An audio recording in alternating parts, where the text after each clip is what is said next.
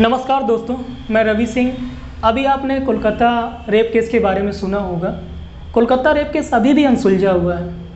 क्यों ना अनसुलझा हो? क्योंकि वहाँ शुरू से ही पुलिस की नकारात्मकता, वहाँ के लीडर्स की नकारात्मकता, वहाँ पर उपस्थित जो भी स्टाफ रहे हैं उनका पूरा योगदान, पूरा सहयोग ना हो पाने के कारण वो अभी भी अनसुलझा हुआ है। कहानियों के ऊपर कहानियाँ बनाई जा रही हैं। क्यों ना कहानियाँ बनाई जा रही हैं? क्योंकि देश कहानी बनाने में तो एकदम माहिर है ही है। उसके बाद जो है, आपने सुना होगा बदलापुर रेप केस, जिसमें छोटी छोटी बच्चियों के साथ सामूहिक दुष्कर्म किया गया। उसके बाद आप अभी रिसेंट में 1-2 दिन की बात है, 22 अगस्त की बात है कि असम में एक 14 साल की लड़की के साथ, नाबालिग लड़की के साथ सामूहिक दुष्कर्म किया गया, जिसमें 3 युवक शामिल हैं।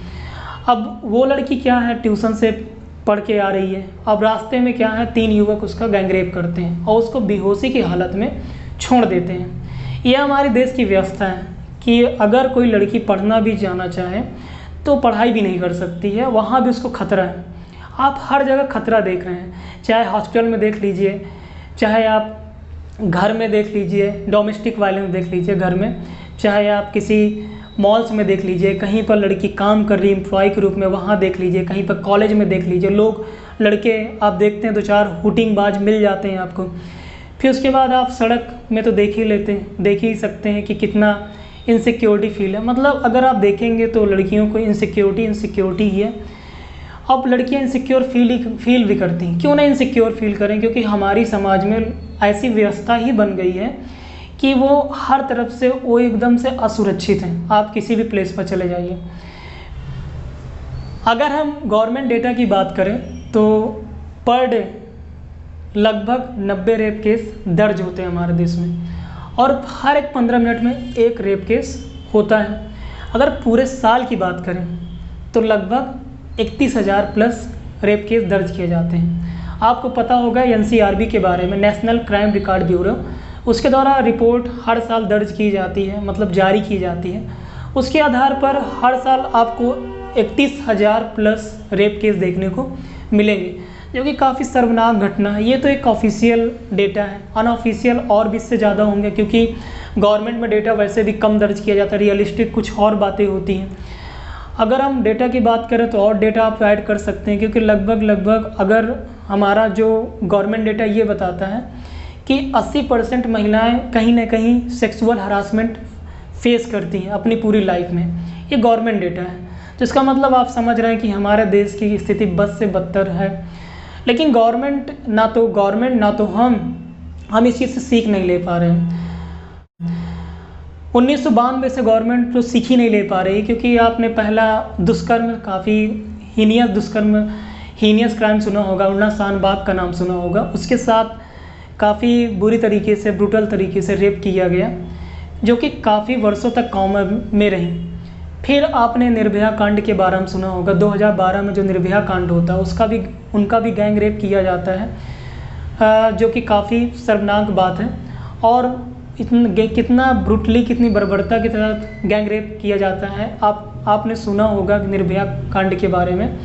उसमें निर्भया फंड भी बनाया जाता है कि चलिए आगे आने वाली जो भी महिलाएं हैं, बच्चियों की हम हेल्प करेंगे, उनको इससे प्रोटेक्शन दिलाएंगे। लेकिन फिर भी वो चीज़ें पॉसिबल नहीं है। 2012 के बाद हम आते हैं अगर, तो आपको उन्नाव रेप केस मिलता है, आपको बदायूं रेप केस सुनने को मिलता है, आपको मुंबई गैंग रेप सुनने को मिलता है। उसके बाद अगर हम रिसेंट के कुछ सालों के पहले की बात करेंगे तो आपने हाथरस कांड के बारे में सुना होगा, जिसमें एक लड़की के साथ गैंग रेप किया जाता है। और फिर सबसे बड़ी दुखद बात ये होती है कि उसके जो डेड बॉडी को जलाने का राइट्स उसके घर वालों को भी नहीं मिलता है। ये हमारे देश की कंडीशन है। उसके बाद अभी हाल ही में आपने सुना ही है, कोलकाता रेप केस काफ़ी चर्चा में है, जिसका भी जजमेंट आना बाकी है। उसके बाद बदलापुर रेप केस आया, उसके बाद ये असम रेप केस, जिसके बारे में हम बात करने के लिए यहाँ पर खड़े हुए। तो कहने के सेंस से कंडीशन हमारे देश की काफ़ी ज़्यादा ख़राब है, महिला के सिक्योरिटी को लेकर के या स्त्रियों की सिक्योरिटी को लेकर के। अब इससे निपटा कैसे जाए? देखिए, निपटने की अगर बात करेंगे तो केवल लीडर को आप देख ही रहे, नेता वगैरह, उनको जहाँ पॉलिटिक्स वगैरह चमकेगी वही उधर जाएंगे।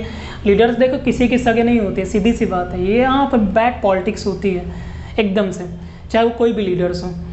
तो कहने का सेंस ये कि हम कैसे उनको प्रोटेक्ट करेंगे, तो हम प्रोटेक्ट ऐसे करेंगे कि हम उनको जागरूक करने की कोशिश करें, जो आसपास जो बहन हो हमारी बेटियां, उनको प्रोटेक्ट करने का काम करेंगे। केवल एक दिन श्रद्धांजलि देने से, केवल कैंडल मार्च निकालने से ये चीज़ें कभी भी जीवन में कभी भी पॉसिबल सॉल्व नहीं हो पाएगी। ये मैं एकदम रिटर्न फॉर्म में दे रहा हूँ, क्योंकि इसके लिए आपको खुद बढ़ना पड़ेगा। आपको खुद नहीं, आपके फादर्स, आपके पेरेंट्स को, आपको खुद, आप पढ़े लिखे हैं तो आपको बढ़ना पड़ेगा, इस सोसाइटी को बढ़ना पड़ेगा। आप जो छोटी लड़कियां, जो छोटी बहन हैं या बेटियां हैं, उनको आप जागरूक करने की कोशिश करें, उनको एम्पावरमेंट करने का काम करें, कि उनको शिक्षा के लिए काम करें, उनको डिफेंस को लेकर काम करने की कोशिश करें, तभी चीज़ें पॉसिबल हो पाएंगी। मैं आगे आने वाले वीडियो में दो वीडियो लेके आऊँगा स्पेशली। पहला मैं वीडियो ये लेके आऊँगा कि रेप क्यों हो रहे हैं हमारे देश में इतने मैक्सिमम, उसके पीछे क्या माइंडसेट काम कर रही है, क्या प्रॉब्लम्स किधर से आ रही हैं, क्या समस्याएं, कैसे उसको टैकल किया जाए। दूसरा वीडियो मैं ये लेके आऊँगा कि कैसे हम उनको डिफेंस किया जाए, क्योंकि समस्याएं तो हम अक्सर गिनाते रहते हैं, लेकिन उसका समाधान कैसे किया जाए, हमें आज की डेट में समाधान ढूंढना बहुत ही ज़रूरी है। अदरवाइज़ अभी किसी दूसरे का रेप आप देख रहे हैं न्यूज़ में, कल का ये आपके साथ भी हो सकता है, आपकी बहन बेटी के साथ भी हो सकता है।